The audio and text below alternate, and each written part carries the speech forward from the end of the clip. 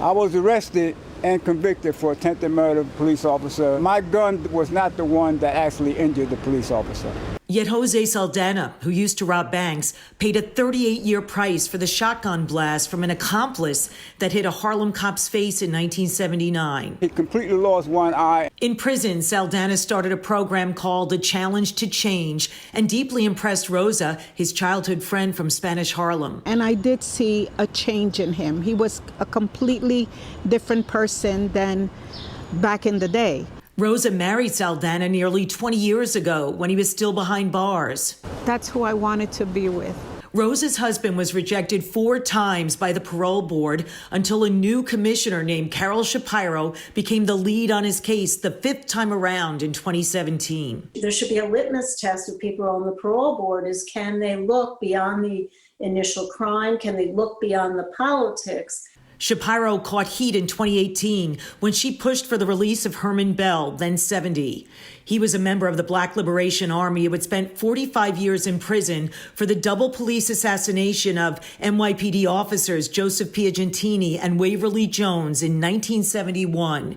Piagentini's widow blasted his release. He killed them because they wore the blue uniform. Anthony Bottom, the last of Bell's accomplices, was just approved for parole at age 68 after 49 years in prison. Last year, Judith Clark, a getaway driver in the 1981 Brinks robbery that left Sergeant Ed O'Grady, Officer Waverly Brown, and armored car guard Peter Page dead, was freed after 36 years at age 69. The governor had granted her a bid for parole in late 2016 because of prison achievements. Ms. Clark did not pull a trigger. And I feel great empathy and compassion with the families. On the other hand, they are often stuck in time. The current inmate population in New York State prisons is 36,579, a 49% drop from an all-time high of more than 72,000 in 1999.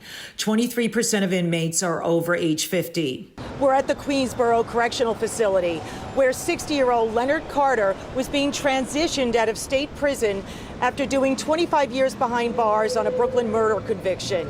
And then in early April, he got COVID-19. His kidneys started failing. Leonard Carter died April 14th. Prison staff from Sing Sing wrote his sister saying he'd done an amazing job in its mental health center for years.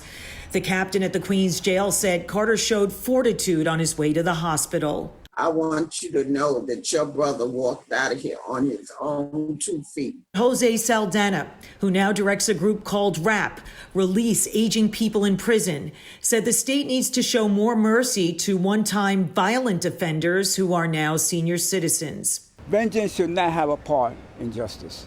What should be a part of justice is valuing transformation. I'm Mary Murphy, Pix 11 News.